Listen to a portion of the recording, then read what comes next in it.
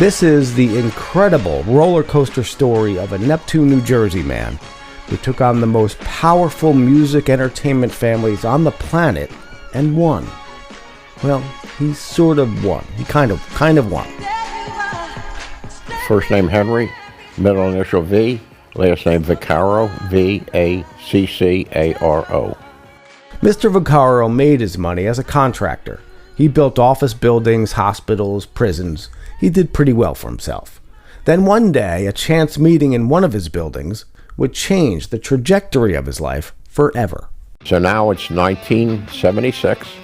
I have 7 buildings completed, and I get a visit from a young man who wants to rent one of the buildings and make guitars. That guitar company was Kramer Guitars, and Henry, initially an investor, would go on to own it. And by the late 80s, it was the #1 guitar in the entire United States. Christ, I think our last big year, we made over 60,000 guitars. Scores of famous musicians went on to play Kramer's, most notably Eddie Van Halen, who would launch the young guitar company into the stratosphere. That's like having Babe Ruth endorse your baseball bat. Ladies and gentlemen, please fasten your seatbelts, because things are about to get bumpy.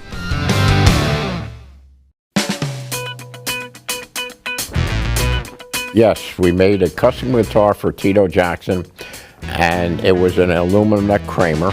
It was a white guitar with rhinestones around it, and his name, Tito, in rhinestones on a guitar.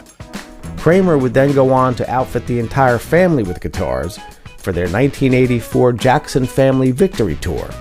Things were going pretty good. Yes, and I thought I was invincible. That's when the savings and loan crisis of the 80s devastated Henry's entire business portfolio, including Kramer Guitars. I lost $30 million. Everything I worked my whole life, gone. And then I had the worst legal advice in the bankruptcy in the world, and everything was gone. I eventually lost my home. Then, in his darkest hour, a lifeline from his friends, the Jacksons. So the first thing they did is they signed a contract to fund the purchase of Kramer Guitar Company out of a Chapter 11 bankruptcy. I was going to receive a consulting contract, stock in a new company, and sit on the advisory board of directors of Jackson Communications, Inc. Jackson Communications, Inc. was owned by 11 family members, 9 brothers and sisters, and Mr. and Mrs. Jackson. They would go on to make the first payment of $250,000, and then there was a problem. They default. Why did they default? Michael is accused of the first child molestation. So being accused of it, the investor backed out. Who do you think the investor was? Pepsi Cola. The Kramer company gets converted from a Chapter 11 to a Chapter 7, so they have a liquidation and they sell the whole company off, and I get screwed. This is where most people would have given up. But you don't become a successful builder and contractor in New Jersey without a little dog in you. I'm not giving up. They screwed me big time. I mean, I lost the guitar company. What is the guitar company worth today? Kramer is now owned by the Gibson Guitar Company.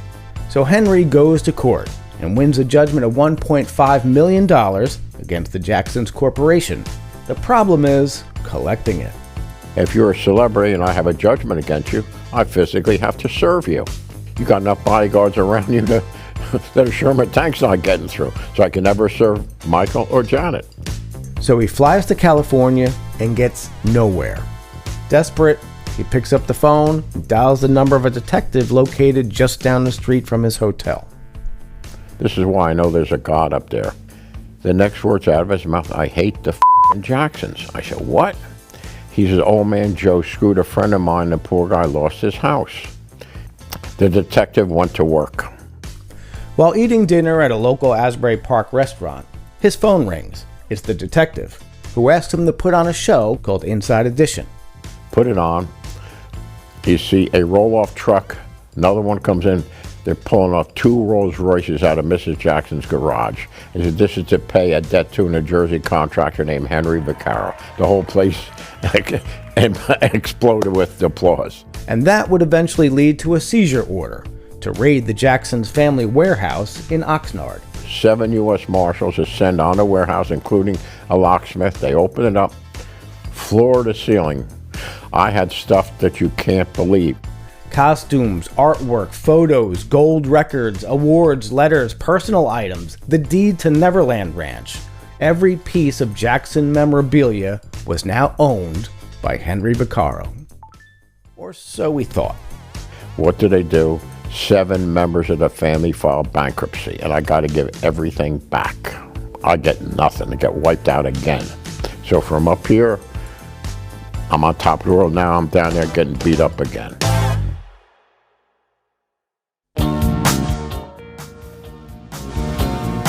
It's now 2002.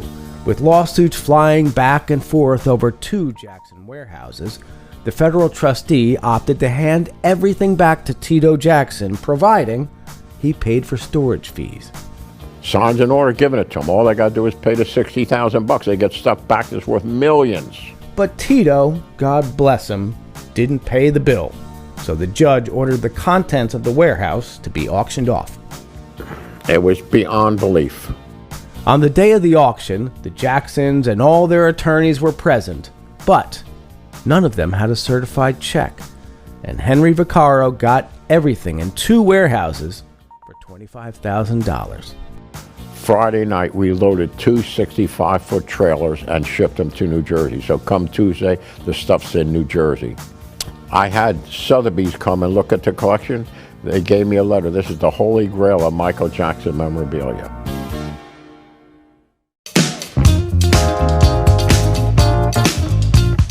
As this crazy roller coaster story nears its end, Henry makes a deal with Florida businessman Richard Altemer, who is tasked with auctioning off all the Jackson memorabilia. Who cares? I just want to get paid. Except Richard Altemer was a con man who was thrown in prison for securities fraud prior to the auction. Gone. Gone. The government sold off Henry's collection and kept the profits. But there's a few things left that could be worth millions. Over 80 unreleased master tapes of Michael Jackson. And then I had tapes of the Jackson 5, because all these tapes came from their television show. I was the only one. Joe took everybody into professional studios and they recorded everything, and then when they went on stage, they lip-synced. So I had all the original master tapes. In the end, Henry Vaccaro also owns one hell of a David versus Goliath story worthy of a 6-part Netflix documentary. In Neptune, New Jersey, Brian Johnston for the Asbury Park Press and APP.com.